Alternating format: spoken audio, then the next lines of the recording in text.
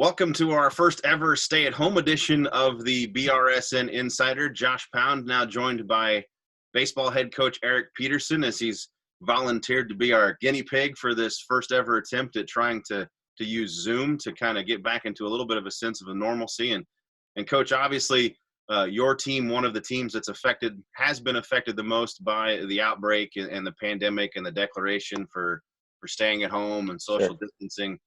You guys had just gotten into divisional play with a series against MNU, and literally as we're taking the field there for that final set of games, we get the word that everything has been suspended, and a couple of days later, everything has been canceled. So just take us back. The season was progressing. Was it progressing the way that you had hoped it would? To be quite honest with you, we were pretty disappointed. Being 16-13, or at least ending 16-13, going through our exit meetings with our guys, we were pretty disappointed in that. We thought we were a little bit more talented than the record showed, but we were banged up in some spots. But that's really not indicative of where we should have been. So we're definitely motivated. This group, we're getting a lot of guys back and a lot of talent back next year, where we're definitely going to use this as motivation for next year. And obviously in year two as a head coach, going through what we're going through right now, probably not exactly something that was in the coach's manual, huh? Yeah, no, we've the last 2 years, we've had a lot of things that weren't in that book. So, thank God we've got great assistants and great support staff that help us through those kind of things. But ultimately it's on those players and how tough they are, and just keep working through, the difficult times. And obviously this is one of them. And, I think the hardest part about this one is you don't really see an end in sight. There's not that certain date that this thing is going to be over. So I think that's the hardest part for our guys, and especially for us coaches, where this is what we do. Now we're stuck doing office work all day. That's not what we wanted to do. We want to go to Olsen Stadium, and we want to be practicing, and we ultimately want to be with our guys day in and day out, and we just don't know when that's going to happen again. So I think that's the biggest question at this point.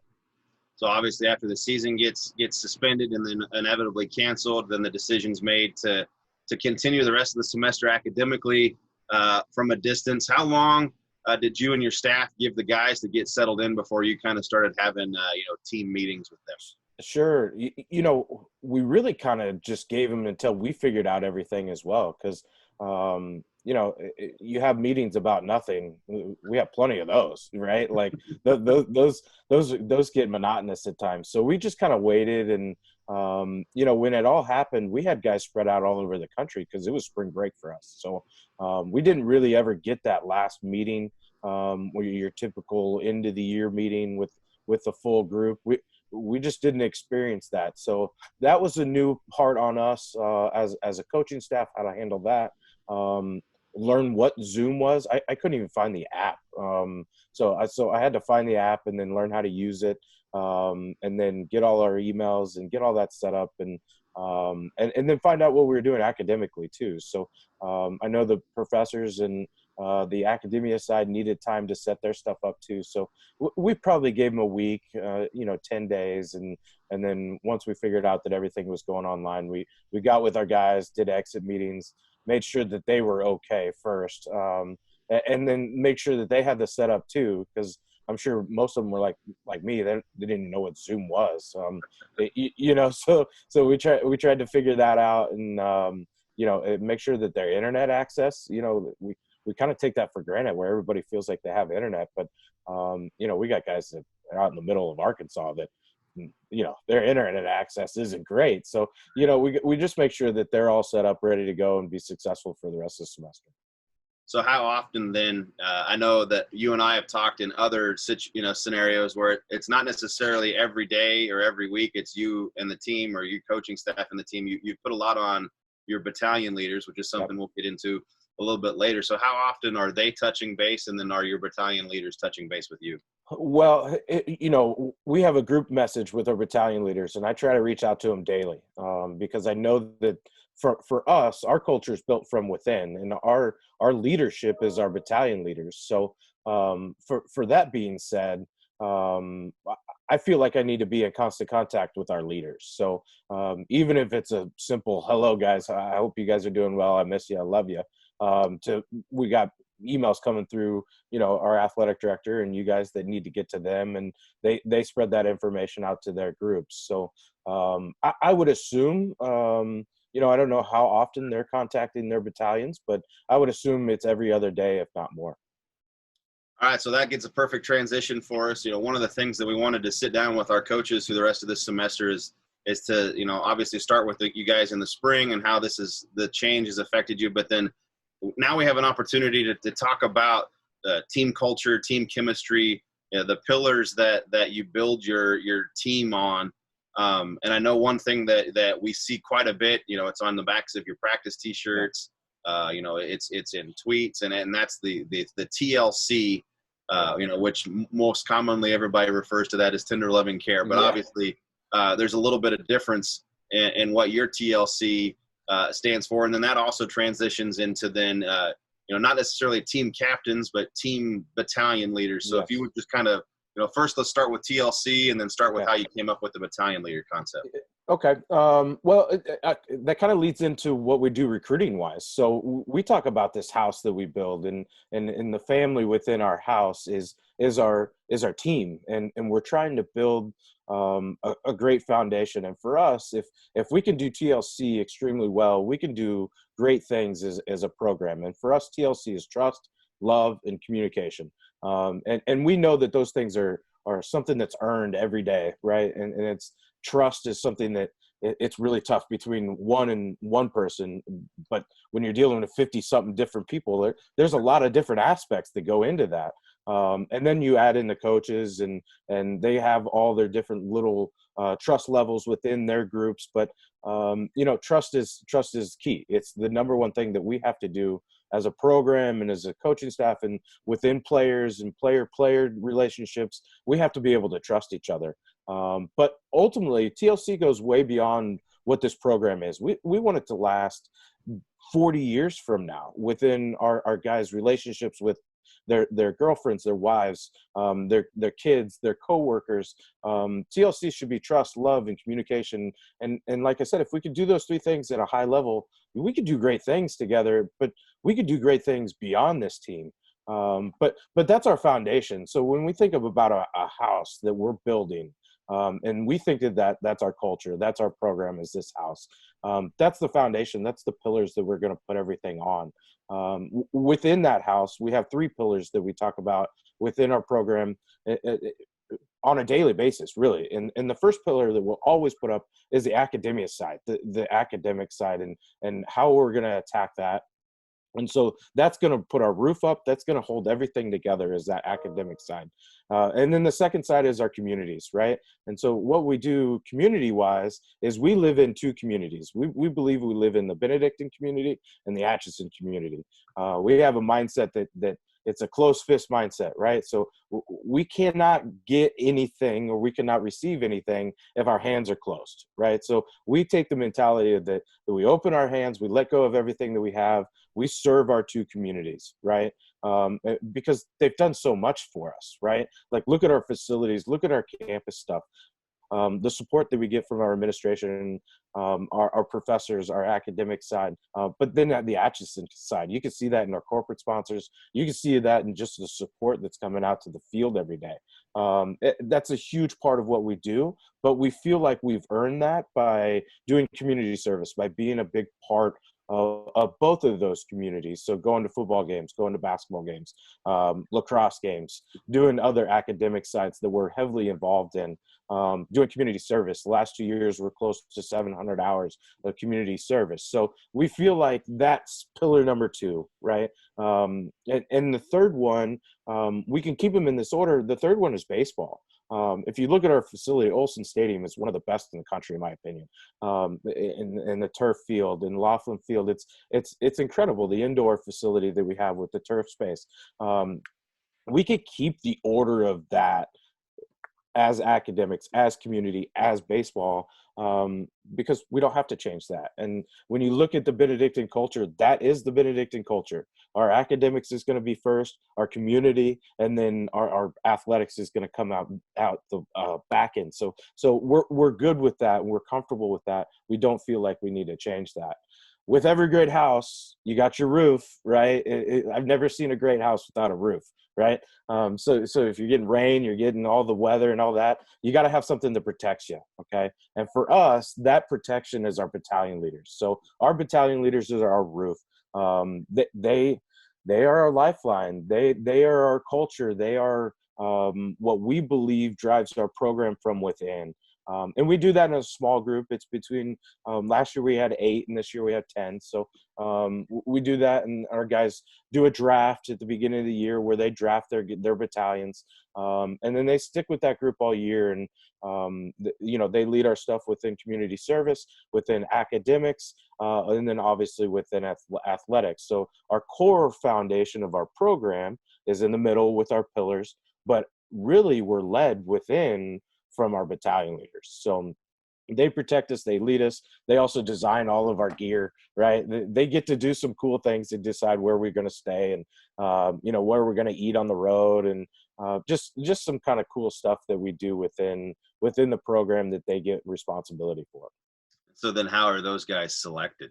Okay, so this is kind of a fun process. So we talk about the 4 and the 40 process with all of our guys. So what are we doing as a coaching staff on a daily basis for the 4 years that we get our guys that's going to make a great impact on the next 40 years that they have, right? So what are we doing on a positive side? What are we doing on the learning side that all these guys are going to be better for 40 years, right? 40 years after they leave this place. So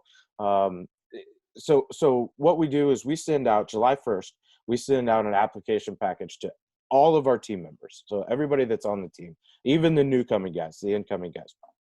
And they have exactly 30 days to get the application back.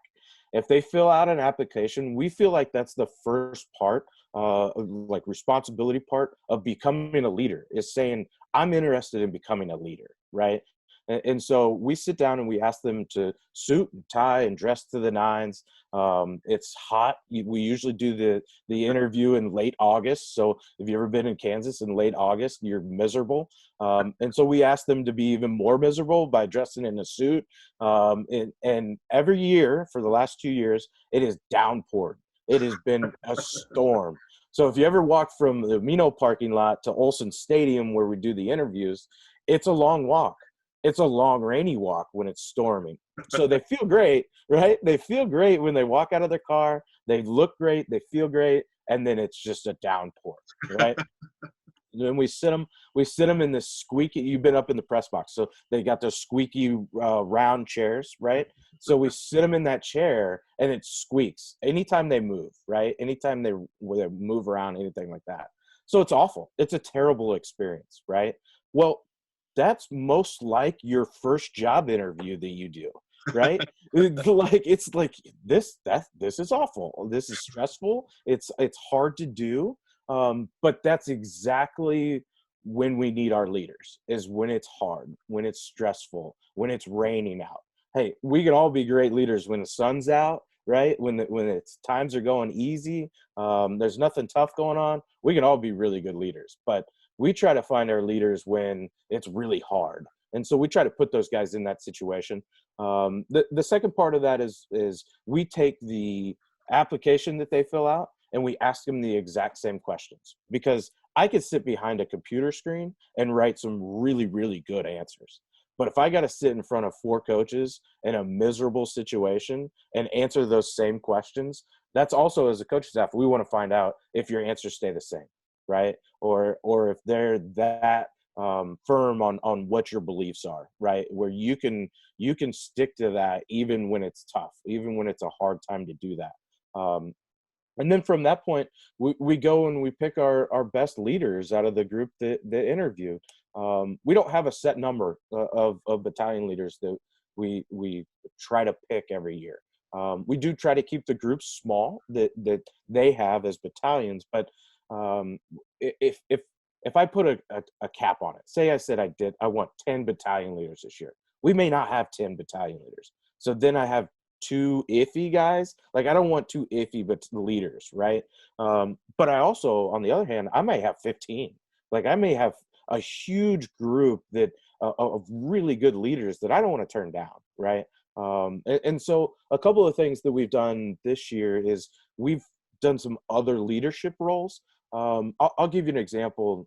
Isaac Rudolph was a battalion leader his freshman year, was outstanding.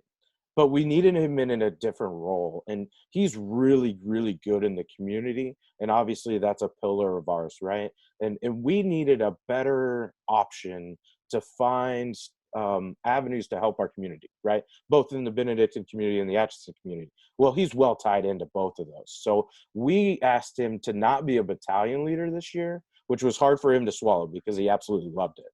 But to be our community liaison, to be the guy that bridged the gap from our battalion leaders that help them be a part of our communities in a better way, right?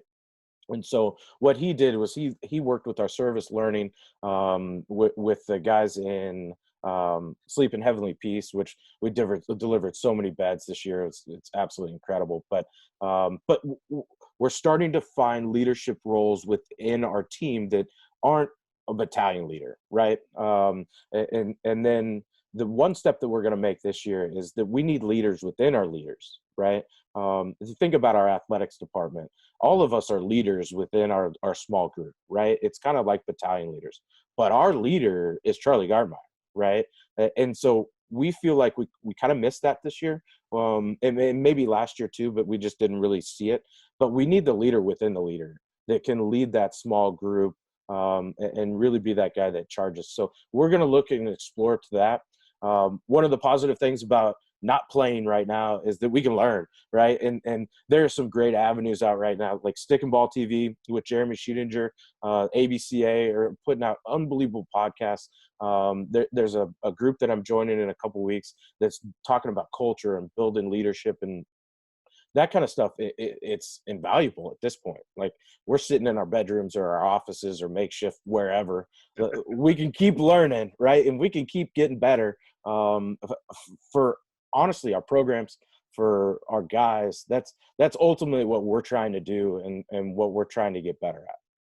Well, it's good to see you taking, obviously a bad situation in that you're not getting to play the games, but at the same time now you have these opportunities to grow yourself as a coach, to learn things that can help your program. So, Coach, we want to thank you for taking the time with us this morning and to kind of, just catch up with you. Obviously, these have been something that Dakota and I've been trying to figure out how to do for a while, and it's nice to be able to kind of get a little bit of that sense of normalcy back. This would have been something we've probably done 2 or 3 times by this point in the semester, just talking about the season in general. But thanks, and hopefully that you and your wife and your kids are able to stay safe and healthy at home, and Lord willing, we'll be back being able to do something like this face to face sooner than later. Yes, sir. And you guys too. And I appreciate everything you guys do for us and our student athletes. It means the world to us. And without you guys, we wouldn't be anywhere close to where we are now. So thank you, and go Ravens. All right. Well, that's been head coach Eric Peterson here on the stay-at-home edition of the BRSN Insider.